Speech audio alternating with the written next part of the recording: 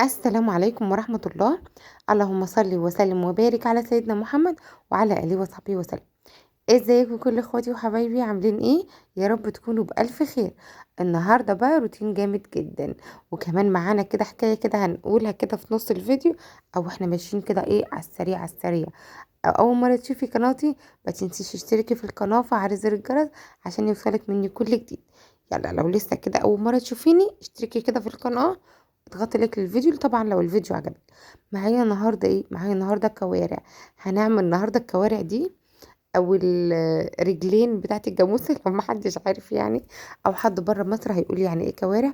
مش عارفه انتوا بتسموها ايه بره مصر، لو كده اكتبوا لي في التعليقات. لكن احنا عندنا بنسميها كوارع، في مصر بتسميها كوارع. الرجلين كده بتاعت الجاموسه. فاحلى اصلا كوارع تاكليها هي الرجلين القدامانيه مش الورانيه. الورانيه بتبقى معصعصه ومعضمه، اما القدامانيه هي اللي بتبقى حلوه جدا. عموما انا غسلتها كويس ونقعتها في محلول، وحطيت عليها ميه وخل وليمون ونقعتها كويس وغسلتها كم مره، ومتاكده من نظافتها يعني. وبالسكينه كمان هي جايه لي نظيفه، بس لا انا كمان عدت عليها واتاكدت ان هي تمام وزي الفل. عملت بقى اللي قدامكم ده، ميه مغليه بقى فيها اي منكهات من منكهات الشوربه، علشان ما يكونش الكوارع بتاعتك تكون ريحتها حلوه وزي الفل. حبهان، ورق روري، بصلايه، طماطمية، بس انا فرمت الطماطم في الخلاط عشان تبقى حمرا كده الصلصه بتاعتها وتكون حلو، الشوربه بتاعتها وتكون حلو، وجزرايه اي حاجه بقى. المهم كده بقى طلعت المحشي من التلاجة اللي احنا عاملينه مع بعض كده امبارح. فاكرين امبارح بالليل اما قلت لكم، اما لفيت معاكم المحشي، في واحده حبيبتي بتقولي حطي مع الطماطم والفلفل بصل. انا لو انا هسوي المحشي في نفس اليوم هحط تحته بصل، بيدي طعم جميل جدا، انت عندك حق. بس انا هسويه تاني يوم فالبصل اتصنن، فمش هينفع اني ايه، اني احط تحته بصل، فايه حطيت طماطم وفلفل بس. ده مش ايه، ده مش اكتر من كده. سقيتها بقى بشوربة الكوارع، يا خرجت على المحشي ده وجماله. المحشي ده راح في حتة تانية خالص. حطيت كده شوية ملح عشان نظبط كده، آه، المحشي يعني نظبط كده الكلام ونظبط الأداء. وبعد كده حطيت بقى شوية من الشوربة زي ما انتم شايفين كده. المحشي عشان طالع من التلاجة لازم اهزه كويس قوي كويس قوي، علشان الشوربة كده اللي طلعت على الوش دي نزلت كده لتحت، ورجعت كملت احط الشوربة بتاعي. سنة اولى مطبخ بقى، والبنوتات الصغيرين تخلوا بالكم من الحكاية دي، لان المحشي بيكون طالع من التلاجة الدنيا قافشة في بعضها. نحط عليه بقى الشوربة السخنة ونهزه كويس قوي، عشان كل مكان في المحشي يستوى معاكي بسهولة، وما ايه، والحلة ما تضايقش منك من مكان او مكان لا. طبعا احنا بقى يا ستات الكبار العسلات اللي عندي عارفين الكلام ده كله، بس انا بقول للبنوتات اللي مش عارفه يمكن تكون تتفرج عليا. طلعت بقى المحشي ده بقول لكم حكايه حكايه حكايه. ده شوربه الكوارع ديت ما اقولكوش عظمه عظمه. كانت حلوه جدا جدا جدا. كنت زمان ماليش في الحاجات دي خالص خالص يا بنات، وهقول كوارع يا مش عارفه ايه يا، لكن دلوقتي ما اقولك انا ممكن اجيبها انا واعملها وكم مره وبحبها جدا. اوقات نفسي كمان بتروح لها. ما كنتش اتوقع نفسي ان انا اوصل للدرجه دي. مش متوقع نفسي ان انا اكون كده. محشي بقى ورق العنب، العيش العيش العيش بقى، يا خرج بتاع الجمال. حلو جدا جدا جدا. ما اعرفش الناس اللي ما بتحبش محشي ورق العنب ده بتحبوش ليه. روعه روعه روعه. وحطيت برضو كمان محشي الكرنب. وهنحط بقى الغدا بتاعنا النهارده. طبعا لازم اعمل شويه من الرز الابيض، علشان ايه، في شوربه بقى من الكوارع والكوارع واللغوصه والحاجات دي كلها. فحطيت المحشي بقى، وحطيت شويه كده بقى من الرز الابيض، وغرفت شويه من الشوربه، وغرفت بقى الكوارع. احنا بنحبها كده. انتوا بتحبوا بقى تدخلوها في صلصه تانية وتحطها في الفرن وتحطها في طاجن برضو بتبقى جميله جدا. لكن الحقيقه انا ما بحبهاش قوي بصلصات او كده يعني. انا عايزاها كده خفيفه كده، الشوربه بتاعتها اصلا انا بحب الشوربه بتاعتها خفيفه، فاهمني.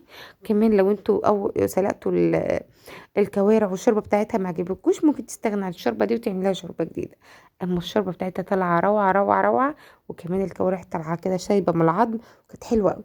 ده بعد الغدا بقى، ما كانش عندي مواعين كتير. حطيت كده المواعين بتاعه الغدا في قلب الحوض، وشلت الصينيه وغسلتها، والدنيا هاديه معايا. هي ما سيبناش الصينيه. عيالي بقى عاملين شويه حاجات كده على الرخامات، وايه الدنيا عايزه تتظبط بس كده والرخامه تتمسح. هما شويه مواعين ايه، صغيرين صغننين صغننين. تعال بقى واحنا بنغسل المواعين بقى اكلمكم عن مشكلتي النهارده. النهارده في مشكله ايه، في ناس كتير بتشتكي من سلافه، وفي مشكله جدا انا شفتها الحقيقه برضو يعني. احترت لك يا زمان. مهما كده تشوفي مشاكل في الدنيا، زي ما بيقول لك ايه، يعني كل ما هنحكي على مشاكل من شاف بلاوي الناس هنت عليه بلوته.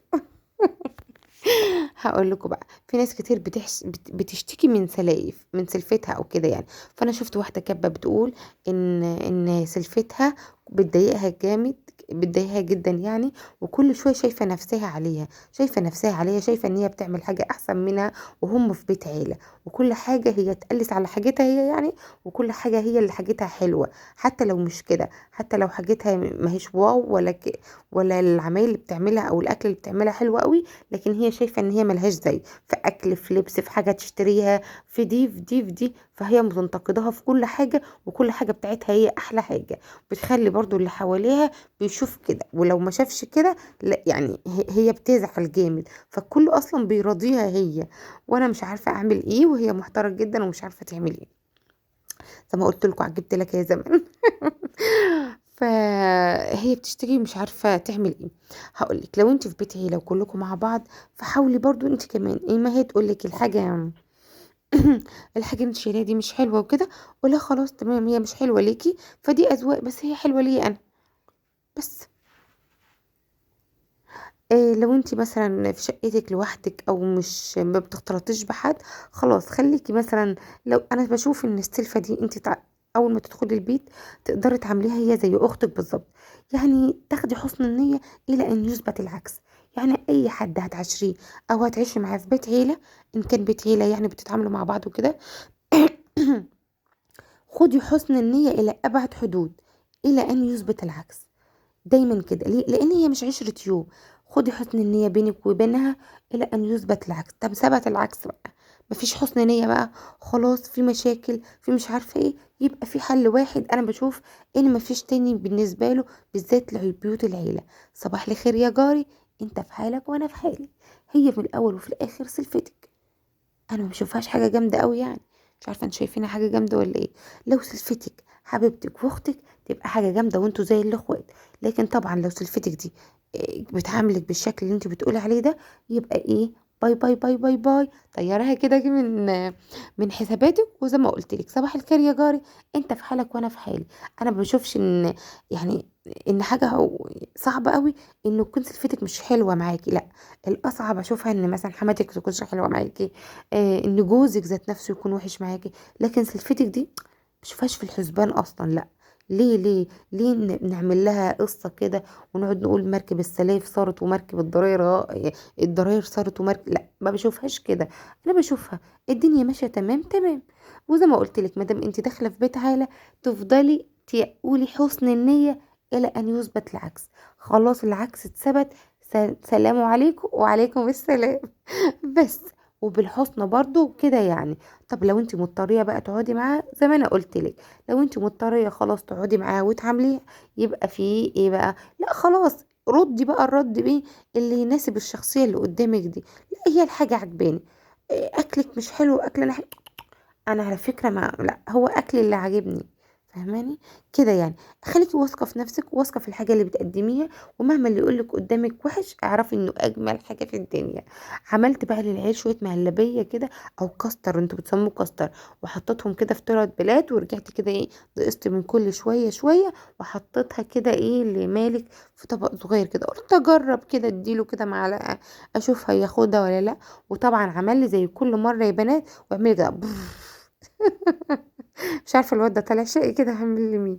المهم ما بياخدش اي حاجه برضو في الاخر يعني، بس انا اكيد بحاول معاه يعني، لانه خلاص كده بقى خلص ال7 شهور وداخل على ال8 شهور، وهو حته صغيره وقليله كده. ربنا يخلي لكم اولادكم يا رب، ويخلي لي اولادي. اكتبوا لي في التعليقات وقولوا ايه رايكم في الحكايه دي، وانا رايي صحيح ولا لا، او في القصه اللي معانا النهارده يعني. توهتوني.